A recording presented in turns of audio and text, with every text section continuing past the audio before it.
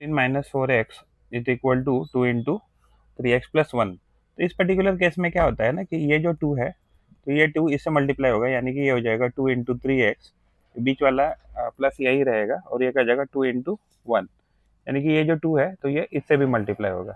तो ये क्या हो जाएगा 15 माइनस 4x जो है, तो ये वैल्यू क्या हो जाएगा, तो ये वैल्यू हो जाएगा 6x plus 2 equal to 15 minus 4x, ये वैल्यू हो जाएगा।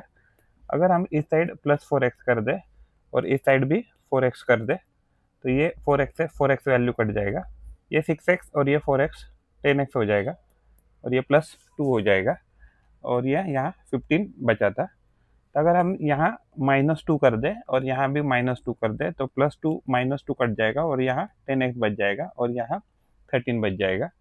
यहाँ अगर हम 10 से डिवाइड करें और यहाँ से भी 10 से डिवाइड करें तो ये 10 और ये 10 कट जाएगा और ये वैल्यू हो जाएगा 13/10, जिसको हम 1.3 भी कह सकते हैं। तो x इक्वल टू 13/10, तो ये हमारा इसका आंसर है इस प्रॉब्लम का। में n divided by 4 minus 2 is equal to 3, तो हमें n का वैल्यू निकालना है, हमें यानी n का वैल्यू निकालना है। तो इस पर्टिकुलर केस में क्या दिया हमें, n डिवाइडेड बाई 4 माइनस 2, यहाँ डिनोमीटर कुछ नहीं तो हम 1 कंसिडर करेंगे। तो इसका एग्जैक्टली डिनोमीटर सेम सेम करने के लिए हम इसको 4/4 से मल्टीप्लाई करेंगे तो ये वैल्यू 3 हो जाएगा। ये वैल्यू क्या जाएगा n-8, इन दोनों का मल्टीप्लीकेशन 8 हो गया डिवाइडेड बाई 4 हो गया, तो ये वैल्यू 3 हो गया। इसको हम क्या करेंगे, तो इसको हम 4 से मल्टीप्लाई करेंगे, इसको भी 4 से मल्टीप्लाई करेंगे, यहाँ 4 से 4 कट जाएगा तो n-8 जो है तो वो 12 हो जाएगा।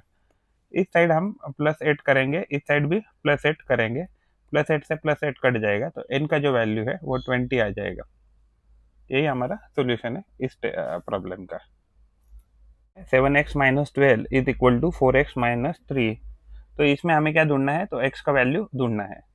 तो ये जो वैल्यू है 7x minus 12 equal to 4x minus 3, तो हम इस साइड क्या करेंगे, इस साइड -7x करेंगे, तो यहाँ 7x करेंगे और यहाँ भी -7x करेंगे, तो इससे क्या हो जाएगा -7x और ये 7x कट जाएगा और यहाँ वैल्यू बच जाएगा -12, तो 4x माइनस 7x ये वाली वैल्यू हो जाएगा -3x और यहाँ बच जाएगा -3। तो इस साइड जो है तो इस साइड हम +3 करेंगे, इस साइड भी हम +3 करेंगे, तो ये हो जाएगा -9 +3 -3 कट जाएगा और ये -3x यहाँ बच जाएगा। यहाँ हम -3 से डिवाइड करेंगे, यहाँ से भी हम -3 से डिवाइड करेंगे, इस -3 से ये -3 कट जाएगा, इस माइनस से ये माइनस कट जाएगा, 3 1 दा 3 3 दा, तो जो 3 है तो x का वैल्यू क्या आ गया इस पर्टिकुलर केस में, तो इसका वैल्यू आ गया 3। प्रॉब्लम लिया है 5 divided by x minus 3/8 is equal to 2 divided by x। तो अगर इस प्रॉब्लम को अगर हम सॉल्व करते हैं तो इसको हम सॉल्व कैसे करेंगे, तो ये जो x वाली टर्म है तो हम यहाँ इस साइड शिफ्ट करेंगे, तो ये शिफ्ट करने के लिए क्या मेथड है, तो ये है 5/x माइनस 3/8, तो हम यहाँ क्या करेंगे, तो इस साइड में 2/x करेंगे और यहाँ लिखेंगे 2/x माइनस 2/x। तो ये जो टर्म है -2/x और 2/x हम दोनों साइड से इंट्रोड्यूस किया, तो इससे क्या हो जाएगा कि ये टर्म कट जाएगी और यहाँ 0 बच जाएगा, तो 5x माइनस 2/x, यानी ये वाली टर्म और ये वाली टर्म एक साथ किया और हमने लिखा इधर -3/8। तो यहाँ जो है तो यहाँ हम लिखेंगे +3/8 और यहाँ भी लिखेंगे +3/8, ये टर्म कट जाएगी, 5 माइनस 2, यानी कि अगर इस टर्म की बात करें तो 5 माइनस 2 जो है तो 5 माइनस 2 ये हो जाएगा 3/x इज इक्वल टू ये हो जाएगा 3/8। तो अगर हम इसका रेसिप्रोकल करें और इसका भी रेसिप्रोकल करें तो क्या हो जाएगा x/3 इक्वल टू 8/3। इस पर्टिकुलर केस में हम इसको 3 से मल्टीप्लाई करेंगे, इसको भी 3 से मल्टीप्लाई करेंगे, 3 से 3 कट जाएगा और x जो है यहाँ 3 से 3 कट जाएगा और x का वैल्यू 8 आ जाएगा। प्रॉब्लम है 5 divided by x minus 12 divided by 16 is equal to 18 divided by 20। तो अगर हम 18 डिवाइडेड बाय 20 अगर लिखते हैं तो 18/20 को हम लिख सकते हैं 2 इंटू 9 डिवाइडेड बाई 2 इंटू 10, तो 2 से 2 कट जाएगा, तो यानी कि ये वैल्यू क्या है, तो ये 9/10 है, तो ये जो वैल्यू हमें दी है तो इसका वैल्यू है 9/10। ओके, अगर हम 12/6 लिखते हैं यानी कि ये टर्म लिखते हैं 12/6, तो 12/16 जो है तो इसको लिख सकते हैं 4 इंटू 3 और इसको लिख सकते हैं 4 इंटू 4। 4 से 4 कटेगा और ये वैल्यू कितना है तो 3/4।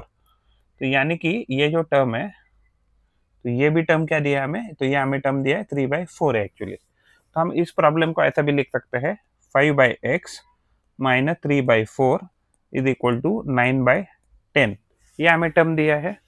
तो ये जो 9/10 है, इस पर्टिकुलर केस में हम यहाँ 3/4 से ऐड करेंगे, यहाँ भी 3/4 को ऐड करेंगे।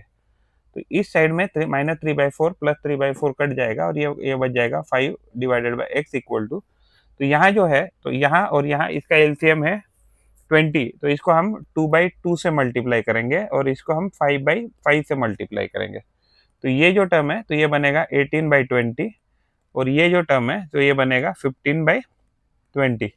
तो ओवरऑल ये जो वैल्यू है तो ये बनेगा 33/20। तो ये क्या हो जाएगा, तो ये हो जाएगा 5/x। अगर हम इसका अगर रेसिप्रोकल करें और इसका भी रेसिप्रोकल करें तो क्या हो जाएगा, ये x/5 हो जाएगा। ये क्या हो जाएगा 20/30 हो जाएगा। इस साइड हम 5 से मल्टीप्लाई करेंगे, इस साइड भी हम 5 से मल्टीप्लाइड करेंगे। तो ये जो है तो ये क्या हो जाएगा 100/33। 5 से 5 कटेगा और x का वैल्यू आ जाएगा 100/33। तो ये क्या है 100/33, ये हमारा आंसर है इसका।